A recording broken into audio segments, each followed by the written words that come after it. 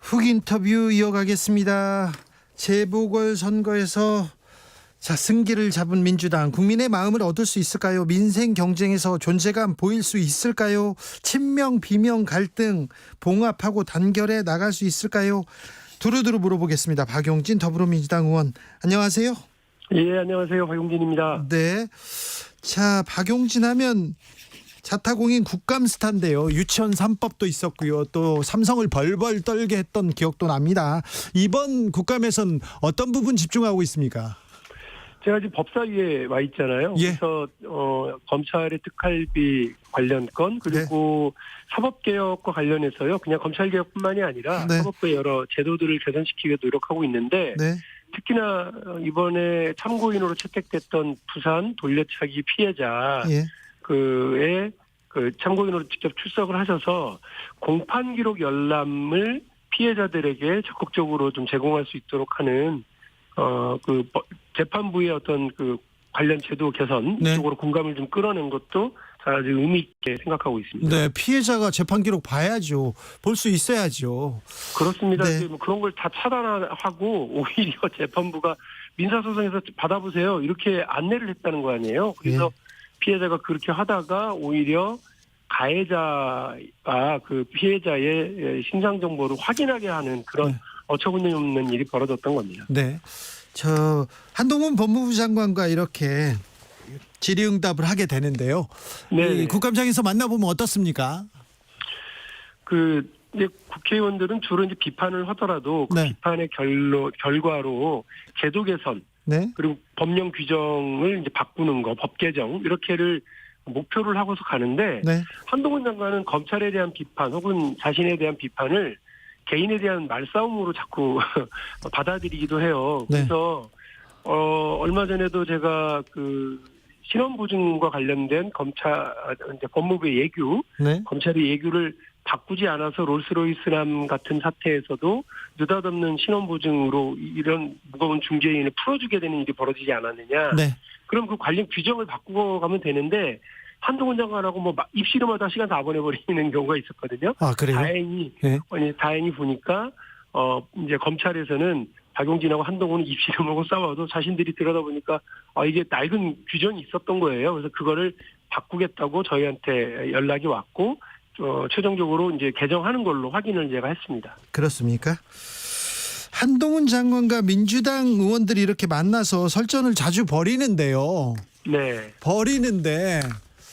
민주당 의원들이 한동훈 장관과 그 설전에서 이겼다 이런 얘기는 잘 못 들어봤어요. 왜 그럴까요? 말싸움에서 이기는 게 무슨 의미가 있겠어요. 아, 그런가요? 특활비 관련해서도 오늘 네. 저는 검찰에 또 물었습니다. 네. 그러니까 검찰에 대해서 계속해서 특활비를 제가 법사위 오면서부터 몇 달 동안 지금 똑같이 하고 있는데, 네. 한동훈 장관이 8월 달에 법사위 현안 질의 때 네. 대단히 모욕적이다, 우리한테 왜 특활비를 함부로 쓴다고 예단하냐, 그리고 민주당은 왜 이렇게 정략적이냐, 그러면서 오히려 우리 의원들에게 이제 나름 재치기를 한다고 하면서 영수증 이중 제출과 관련된 얘기를 꺼내들고 막 이랬었거든요. 그런데요. 정작 확인을 해보니까 문제가 있었죠. 네, 문제가 계속 발견되고 있는 거예요. 장흥지청에서는 공기청정기 렌탈 비용으로 특활비를 썼대요. 근데 네. 그 특활비는 수사와 기밀, 정보 이쪽으로 쓰라고 있는 거지 렌탈이라든지 운영비로 쓰지는 못하게 되어 있거든요. 예. 그러니까 결국 국회에서 이런 부분들이 지적됐을 때 잘하겠다, 투명하게 하겠다, 검증 제대로 하겠다라고 이렇게 얘기를 해야지. 예. 입씨름하고 국회가 오히려 돈을 잘못 쓰지 않느냐 이런 얘기. 국회 특활비 잘못 쓴 게 나왔잖아요. 잘못이 네. 증거로 확인이 됐지 않습니까? 그 이후에 그렇죠. 한동훈 장관은 뭐라고 합니까? 아직 못 만났어요. 아직요? 그래서요. 네. 이제 26일에 또 물어볼 텐데. 네. 검찰은 제가 이거를 확인하면서 장흥지청에 잘못된 걸 확인을 하면서 대전, 대구, 부산, 광주 이제 고검장도 물었더니 다 그분들도 잘못 썼습니다 이렇게 인정을 했고, 네. 오늘 이원석 검찰총장도 네. 그 부분 잘못된 거였다라고 네. 이제 이야기를 했는데, 오늘도 이제 뭐라고 그러느냐면 우리 검찰이 무슨 비리 집단이나 이런 거 아니다. 특활비 그렇게 삥땅 치거나 이런 사람들 아니다. 이런 얘기를 하는데 누가 삥땅 친다고 생각하지 않고 비리 집단을 생각하지도 않아요. 네. 다만 검찰이 특활비를 제대로 쓰지 않고 돈 봉투 만찬 이런 거 썼던 것처럼 네. 떡값으로 쓰고 이렇게 뭐 자기 임의대로 쓰고 해서 규정을 어기면 안 된다라고 하는 얘기고 국민들의 소중한 혈세를 네. 제대로 쓰도록 우리가 감시하는 게 국회 역할이니까 네. 국회의 지적을 잘 수용하고 제도 개선해라. 이게 이제 제 지적이고 요구입니다. 26일 날 한동훈 장관이 종합국감 때 나오는데요. 네. 그때도 이 부분에 대해서 명확하게 짚도록 하겠습니다. 알겠습니다. 네. 의원님이 삥땅 친다고 했는데 배임 횡령해서 다른 데 썼다 이렇게 제가 고칠게요. 네. 자, 이뇨한 국민의힘 혁신위원장 어떻게 보셨습니까? 일단 주목받는 인사였다 이런 생각은 들어요. 예. 혁신위원장으로. 그러니까 예. 그렇잖아요. 이뇨한 그 위원장은 뭐 국민들이 뭐 웬만한 분들은 많이 아시죠. TV에 나온 적도 많고요. 네, 네. 주목을 많이 받는 분이라서. 그런데 이분이 과연 전권을 받았다면 어느 정도나 전권을 받았는지 그리고 어떻게 해나갈 수 있을지는 잘 모르겠습니다. 예. 특히나 그 국민들이 뭐 잘 될까? 그리고 국민의힘 의원들도 잘 될까? 이렇게 좀 의구심을 갖는 이유는 혁신의 대상인 김기현 당대표가 혁신을 주도하고 있겠다라고 하는 것 때문에 그런 거예요. 사실 첫눈 오기 전이냐 오고 나서냐 뭐 이 정도가 남았지 김기현 당대표가 주도하는 국민의힘의 혁신이라고 하는 게 과연 국민들의 마음을 움직일 수 있겠는가 이에 대한 고민이 상당히 있을 거예요. 네. 국민의힘 의원들이 이뇨한 위원장의 지금은 시선 집중되지만 실질적으로 국민의 신뢰를 회복하기 어려운 상황으로 간다고 보면 첫눈 오기 전에 걸기하지 않을까 싶습니다. 아, 그래요? 첫눈 오기 전에요? 자기들의 목숨줄이 달려 있는 거잖아요. 네. 서울 수도권에서 그 국민의 신뢰를 회복하지 못하고 지금 대통령이 오히려 사실은 태도가 변해야 되는데 대통령이 다른 사람들한테 태도를 변화하라고 요구하는 것도 황당한 일이고 네. 또 혁신의 대상인 당대표가 혁신을 주도하겠다고 자기 친정체제를 구축해서 가는 거 국민들이 얼마나 수준이 높으신데요. 이런 거를 그냥 보고 속아주시겠습니까? 네. 단식 35일 만에 이재명 대표 오늘 다시 복귀했습니다. 복귀하자마자 여당의 무능과 무책임에 경제가 위협받고 있다면서 내각 총사퇴하라 이렇게 얘기하셨어요. 어떻게 들으셨습니까?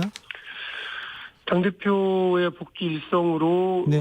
국민의 삶과 직결되어 있는 정부의 운영 방향, 태도에 대한 전면적 쇄신을 요구한 건 맞는 말씀이라고 생각을 하고요. 예.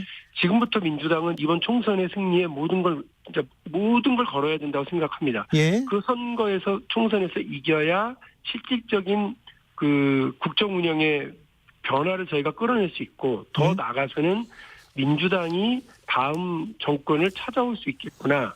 그리고 이렇게 운영할 수 있는 능력들을 가지고 있구나라고 하는 국민적 신뢰를 받을 수 있다고 생각합니다. 그래서 지금 당대표부터 시작해서요. 일선의 모든 그 국회의원들, 지역위원장들은 내년 총선 승리에 모든 걸 걸어야 될 시점이라고 생각하고 네. 그 방향으로 함께 어깨 걸고 잘 나가야 된다고 봅니다. 네. 민주당 단결, 단합이 가장 중요한 것 같은데 친명과 비명과의 갈등 계속되고 있지 않습니까?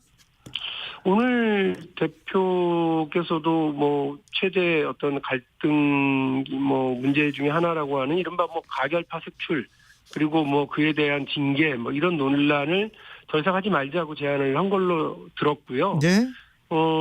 이제 저는 지금 민주당이 우리 국민들께서 이뻐서 지난 강서 보궐선거에서 저희가 이긴 게 아니에요. 예. 그러니까 윤석열 대통령이 하다 해도 너무한다 이런 생각이고 네. 국민의힘도 해도 너무한다라고 하는 평가에 의해서 국민의힘을 징계하는 징벌 투표를 하신 거라고 저는 보고. 예. 근데 이제 고개를 이렇게 돌려서 민주당을 봤더니 네. 민주당이 그 변화와 혁신을 이제 이끌어 나가는 모습이거나 아까 네. 말씀드린 것처럼 다음 대통령 선거에서 이겨서 승리해서 정권을 찾아오기 위한 능력을 보여주는 준비를 하고 있는 게 아니라 자기들끼리 친명 비명 나눠서 싸우고 고르면 짜고 가결파는 색출하고 외상값 받으러 댕기고 이런 식으로 가면 네. 국민들께서 여기도 정남이 떨어지는구나라고 하시는 거라서 네. 그러는 사이에 이제 국민의힘이 그 쇄신한다, 뭐 달라졌다 이렇게 해버리면 그 첫눈 올 때쯤에 김기현 대표 물러나고 뭐 새로운 사람들 들어서고 그러면 그야말로 저희는 그 닥쳤던 게 지붕 쳐다보는 상황이 될 수도 있거든요. 네. 그래서 지금 뭐 내부적인 이런 그 역량 소모전을 할 때가 아니다. 네. 이렇게 생각하고 있습니다. 저 국민의힘이 쇄신에 성공하면 어떻게 하나 이런 걱정을 하지 말고 민주당도 쇄신하고 더 혁신하는 모습을 보여야 될 거 아닙니까?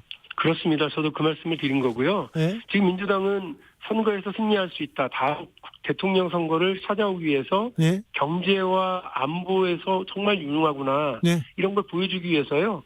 그쪽 분야에서 전문가들, 네. 주목받는 인물들을 모셔와야 돼요. 예. 그러면서 국민적으로 안정감을 찾고 젊은 세대들에게 이제 민주당을 떠났던 젊은 세대, 2030 젊은 세대들이 다시 민주당을 지지할 수 있도록 민주당의 변화와 혁신, 젊은 세대에게 귀를 기울이는 모습들을 선도해 나가야 될 때가 된다고 생각합니다. 언제까지나 대통령이 꽉 막힌 사람으로 계속 있어주길 기대하고 또 정부 여당의 실책만 바라보고 있어서는 안 될 거라고 생각합니다. 네. 민주당에 대해서는 관심이 없어요. 뭘 하는지도 뭘 했는지도 모르겠고 민생을 위해서 경제를 위해서 안보를 위해서 외교를 위해서 민주당이 무슨 대안을 내놨나 이 부분에 대해서는 좀 민주당이 고민해야 될 것 같아요. 그렇습니다. 그래서 경제 분야와 관련해서 이미 많은 전문가들이 계시긴 하지만 특히나 저희는 기업을 실제 운영해 봤었던 분들, 이런 분들 중에 국민적인 어떤 공감대를 갖고 있는 분들이거나 혁신을 상징할 만한 분들, 이런 분들을 좀 적극적으로 모셔와야 된다고 생각을 하고요. 네. 안보 문제와 관련해서 민주당이 안보에서의 유능함을 보이지 못하고 있는 것 아니냐 이렇게 걱정하는 분들이 많이 계시니까 그 분야에서도 국민적인 주목을 받을 수 있도록 안보 분야에서 저희가 좀 유능한 분들 그리고 실용적인 분들 이런 분들을 찾아서 모셔오는데 전력을 집중해야 될 때가 아닌가 싶습니다. 민주당이 전력을 집중할 때인데 계속해서 이재명 대표는 재판에 일주일에 몇 번씩 불려 나가야 되는 형편입니다. 이 문제는 어떻게 돌파해야 됩니까? 물론 재판과 수사로 인한 부담감은 여전히 존재하지만 지난번 그 체포동의안이 가결되고 나서 기각이 돼버렸잖아요. 영장 기각됐죠? 예, 그래서 민주당은 사실 이제 뭐 방탄 정당 그리고 사법 리스크는 사실상 다 사라졌다고 저는 봐요. 아, 예. 그동안 우리 머리를 짓누르고 지끈지끈했던 이것이 다 사라져서 사실은 그 상당히 홀가분한 상태이고요. 네. 또 강석 정장 보궐선거에서 승리 이후에 민주당 거의 지금 그 날개를 달았고 국민적인 어떤 주목을 받게 된 상황이라고 저는 봅니다. 그래서 당대표의 이런 그 재판 부담 이런 부분들은 존재하겠습니다만 이 일이 총선 승리에 어떤 영향을 미칠 만한 일들은 벌어지지 않을 거라고 생각하고 있고요. 예. 그래서 이 부분은 잘 관리해 나갈 수 있는 측면이라고 생각합니다. 영장 기각 이후에 친명과 반명의 이렇게 갈등도 조금 수그러듭니까? 그 가결이 되고 나서 그 우리 의원들 총회는요 다시 떠올리고 싶지 않을 만큼 정말 지옥이었어요. 그래요? 그런데 다시 그 뒤에 이제 기각되고 나서 의원들의 관계 그날 거의 그냥 험한 소리가 서로 나왔던 그거는 싹 씻은 듯이 없어졌고 예. 또 함께 손잡고 강서구청장 보궐선거 승리를 위해서 매진하고 이러면서 또 분위기가 완전히 달라졌고요. 네. 그래서 민주당이 지금 아주 좋은 상황으로 이제 와 있다는 생각은 듭니다. 다만 지금은 오히려 지난 선거에서 패배를 한 국민의힘의 시간이에요. 네. 국민의힘에게 오히려 더 국민들의 시선이 쫙 몰려 있는 상태거든요. 예. 여기서 국민의힘이 혁신에 성공한다거나 혹은 정말 달라지겠구나라고 하는 모습을 보여주거나 네. 당대표를 갈아치우고 비대위로 간다거나 이렇게 돼버리면 네. 민주당은 이제 쫓아가는 입장이 되어야 될 수밖에 없거든요. 예.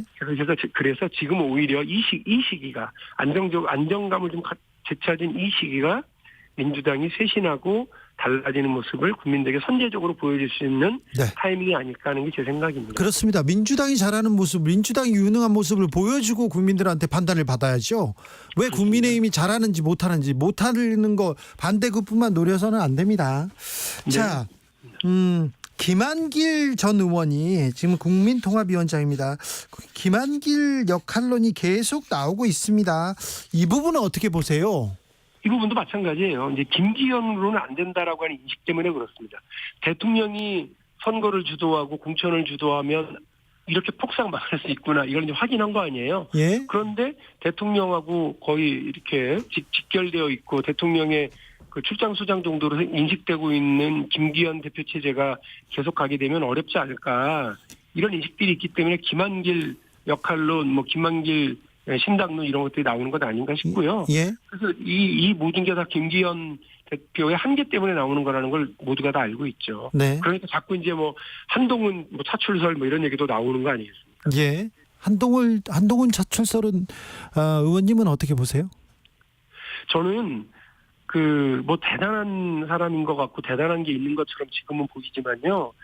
정치권에서 마치 시작은 요란했는데 그 시청률을 거의 바닥으로 만들고 종영을 한 드라마가 많잖아요. 예. 그런 것처럼 정치권에서는 이 허무한 결말들이 상당히 많아요. 네. 특히나 안대희 검사, 그리고 황교안 법무부 장관, 네. 다 검사 출신들이시잖아요. 이분들이 그야말로 혜성처럼 나타났다가 안대희 대법관은 그야말로 저 마포에서 선거 지고 나서는 어디 흔적도 없이 사라져 버리셨고, 황교안 전 국무총리 전 대표 이분은 지금 어디 가서 하시는지 아직도 무슨 부정선거 하려고 댕기시잖아요. 네, 아직 활발하게 활동하고 계십니다. 아, 그래요? 네, 부정선거 관련해서 계속 목소리 높이시고요. 그러니까 얼마나 웃겨졌습니까? 당대표까지 됐던 분이 이런 지경으로까지 몰렸으니. 그러니까 저는 마찬가지다. 그러니까 지금 아까 특활비 관련해서도 그렇게 큰 소리를 쳤는데 이미 구멍이 나고 있는 걸 확인되고 있는 한동훈 법무부 장관, 박용진하고 설전은 벌였는데 결국 검찰은 박용진 말이 맞다고 예규를 바꾸는 상황. 이런 것들이 국민들 눈에 차곡차곡 지금 쌓이고 있는 상황이거든요. 네. 그래서 한쪽 진영에서 박수받고 대단한 사람인 것 같지만 실제 선거에 나와서 되는 순간 이 한동훈 장관한테 갖고 있는 보수 진영 일부의 이런 기대 이런 거 그냥 거의 시청률 바닥의 드라마 결론 나고 비슷한 그런 종영의 결말을 가져오게 되는 걸 보시게 되지 않을까 이런 생각입니다. 삼성에 관해서 가장 매섭고 정확한 비판을 하시던 의원이어서 말씀드리겠는데 지금 사우디아라비아에도 윤석열 대통령과 이재용 회장이 이렇게 같이 가 있어요. 예. 이 장면도 조금 약간 이상하다 이렇게 보는 사람들도 있습니다. 여전히 삼성물산 제일모직 합병이라고 하는 이재용 부회장의 승계와 관련해서 가장 결정적인 범죄가 지금 공소가 유지돼서 재판이 진행되고 있는 상황이고요. 삼성바이오로직스 분식회계 사건 건도 역시 마찬가지로 진행되고 있는 상황입니다. 네. 대통령이 이 핵심 피의자와 관련해서 지난번에는 무슨 특별사면 얘기까지 잠깐 언급되고 그랬었잖아요. 근데 이런 핵심 피의자와 자꾸 이렇게 같이 결을 하시는 것이 과연 적절할까? 그 삼성에 더 뛰어난 CEO들도 있고 관련된 이런 결정들을 해주신 사람들이 있는데 아마 수사팀에게나 재판부에게도 상당한 압박으로 작용하지 않을까 하는 그런 걱정이 있습니다. 이런 모습들 자제해야 한다고 저는 생각을 합니다. 삼성 이재용 회장을 수사하던 윤석열, 한동훈, 이복현 이런 분들이 이 정권에 가장 중요한 자리에 앉아 있네요. 네, 자. 저도 좀 아이러니하다고 생각을 하고 네. 그분들이 검사 시절에 이 사건 재벌 관련 사건 수사를 잘했다고 하는 건 자신들도 상당히 자부심이더라고요. 이번에 만나면서 보니까. 네. 그런데 그 일이 제대로 지켜지려면 지금 집권을 하고 정권을 잡았을 때에도 역시 똑같은 기준이 적용되어야 된다고 생각을 하고요. 네. 현 수사팀이라든지 재판 공소 유시팀에게 부담되는 모습들은 좀 보이지 않는 것이 맞다고 생각합니다. 네. 이명박 전 대통령은 4대강 보호 걷기 행사에 나섭니다. 25일 날 여주 강천보에서 지지자 결집한다고 하는데요. 집결한다고 한다는데요. 이분 뭐 지금 지지자들하고 이분들이 지금 어디다 집결해 있냐면 윤석열 정부 안에 다 집결해 있잖아요. 네. 그러니까 사실상 이명박 대통령 제2기 대통령만 이명박으로 돌아보면 네.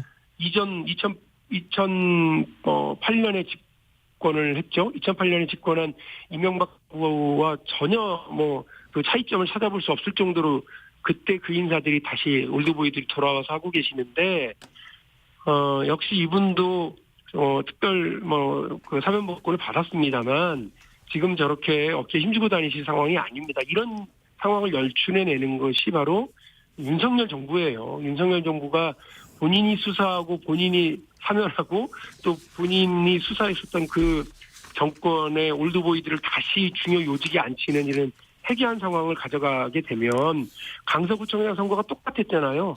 자기 때문에 벌어진 보궐선거에 또 특별사면에서 다시 그 후보를 내는 바람에 이렇게 참패를 거듭한 것처럼 지금 이런 식의 인사, 이런 식의 정부 운영은 반드시 국민들에게 심판받을 거예요. 그 심판 좀 열심히 해달라고 이명박 대통령이 저렇게 북치고 장구치고 주목받는 행사들을 하는 거, 야당으로서는 그 선거 생각만 하면 나쁘진 않겠습니다만, 네. 그 대한민국 국격이라는 게 있지 않습니까? 좀 자제해 주셨으면 좋겠습니다. 여기까지 듣겠습니다. 더불어민주당 박용진 의원이었습니다. 네, 감사합니다. 정치 피로, 사건 사고로 인한 피로,